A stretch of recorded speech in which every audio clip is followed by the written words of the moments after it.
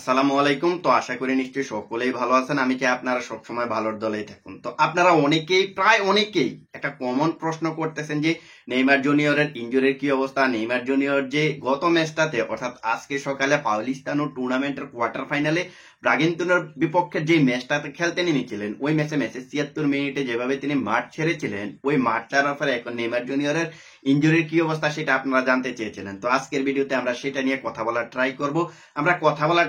Neymar জুনিয়রের ইনজুরিটার কি অবস্থা। তো প্রথমত আমি যেটা বলতে চাই সেটা হচ্ছে, আপনারা মোটামুটি সবাই জানেন যে নেইমার জুনিয়র গত ম্যাচে পাউলিস্তানো টুর্নামেন্টের সেমিফাইনালে দুর্দান্ত একটা গোল করছে, যেখানে ফ্রি কিক থেকে গোল করে নিয়ে পাউলিস্তানো টুর্নামেন্টের ম্যাচে 9 মিনিটে ফ্রি কিক থেকে গোল করে নিয়ে সান্তোসকে এগিয়ে নিয়েছিলেন। এবং পরবর্তীতে আমরা দেখছি যে নেইমার জুনিয়রের ক্লাব সান্তোস 2-0 গোলে জিতে গিয়ে সরাসরি সেমিফাইনালে পৌঁছে গেছে। সো এই জয়ের ফলে এখন নেইমার জুনিয়রের প্রতিপক্ষ কে হবে, অর্থাৎ নেইমার জুনিয়রের ক্লাবের যে সান্তোস রয়েছে, এই সান্তোসের প্রতিপক্ষ সেমিফাইনালে কে হবে সেটা এখনো নিশ্চিত নয়।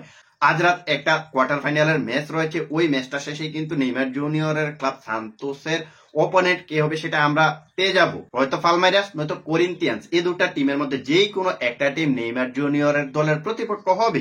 এখন আমরা আসি নেইমার জুনিয়রের ইনজুরিটার দিকে। দেখুন, গত ম্যাচটাতে নেইমার জুনিয়রকে শুরু থেকে একের পর এক ট্যাকেল করা হয়েছে, যেখানে ম্যাচে পাঁচবার ফাউলের শিকার সে হয়েছে। সো তিনি যখন বারবার ফাউলের শিকার হচ্ছিলেন, তখন একটাই ভয় ছিল যে নেইমার জুনিয়র না ইনজুরি নিয়ে মাঠ ছাড়ে, তাকে না জানি আবারও ইনজুরিতে ফেলে দেয় অপোনেন্টের প্লেয়াররা। সো এই ধরনের সংখ্যা থেকে আমরা কিন্তু পরবর্তীতে দেখছি যে নেইমার জুনিয়র একেবারে ম্যাচের 73 মিনিটে একটা ইনজুরি নিয়ে মাঠ ছাড়ছেন। সো এখন যে ইনজুরির কথাটা বলতেছি সেটা আসলে সেটা একটা ইনজুরি না। আপনারা যেভাবে ভাবতেছেন যে নেইমার জুনিয়র ম্যাচের 76 মিনিটে মাঠ ছেড়েছেন, যেভাবে তিনি মাঠ ছেড়েছেন, সেটা আসলে ইনজুরি না, সেটা একটা ডিসকমফোর্ট। সো ডিসকমফোর্টের কারণে তিনি মাঠ ছেড়েছিলেন। ডিসকমফোর্টটা কি?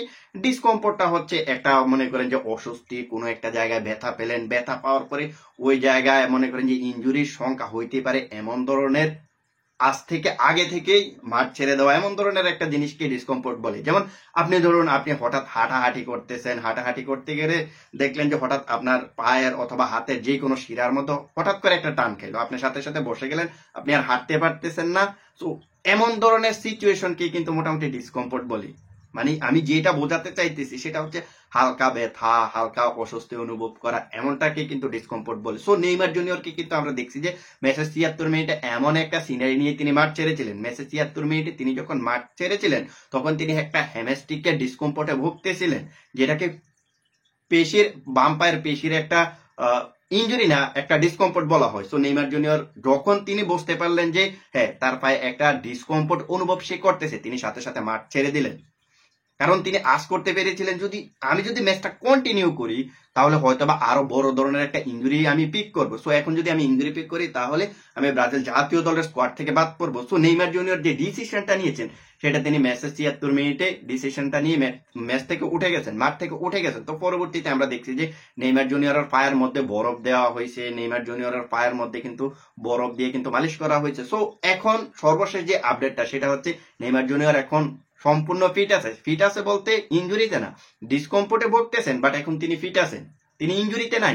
সো এটার বড় প্রমাণ হলো, আপনারা ম্যাচের শেষের মিনিটটা যদি দেখে থাকেন, ম্যাচটা যখন শেষ হয়েছে, তখন নেইমার জুনিয়র যেভাবে মাঠ থেকে, বেঞ্চ থেকে মাঠে নেমেছেন, যেভাবে এসে তিনি সাংবাদিকদের সঙ্গে কথা বলেছেন, ওইটা দেখার পরে আপনারা মোটামুটি নিশ্চিত যে নেইমার জুনিয়র কোনো ইনজুরি পিক করে নাই, জাস্ট একটা ডিসকমফোর্ট। সো ডিসকমফোর্ট আপনার 2 থেকে 1 দিন রেস্টে থাকলে কিন্তু ডিসকমফোর্ট সেরে যায়। সো নেইমার জুনিয়রের পরবর্তী ম্যাচটা হচ্ছে এই মাসের 9 তারিখে ওয়াই পালমেইরাস নয়তো করিন্থিয়ান্স। সো এই দুটা টিমের একটা টিম কিন্তু নেইমার জুনিয়রকে ফেস করতে হবে সেমিফাইনালে। সো নেইমার জুনিয়রকে সেমিফাইনালে আমরা আবারও দেখতে পারবো এই মাসের 9 তারিখে। এটা নিয়ে পরবর্তীতে বিস্তারিত কোনো একটা ভিডিওতে কথা বলার ট্রাই করবো। তো আশা করি আপনারা যারা নেইমার জুনিয়রের ফ্যান আছেন, আপনারা যারা ভয় পাচ্ছিলেন, ভয়ের কোনো কারণ নাই। নেইমার জুনিয়র এখন ফিট আছে, জাস্ট একটা ডিসকমফোর্টে ভুগতেছে, যেটা 2 থেকে 1 দিনে রেস্টে থাকলে সেরে যাবে। সো আশা করি আপনারা আপনাদের উত্তরটা পেয়েছেন।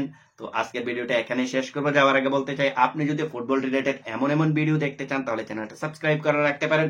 সেই সাথে ফেসবুক থেকে দেখে থাকলে ফলো করে দিতে পারেন।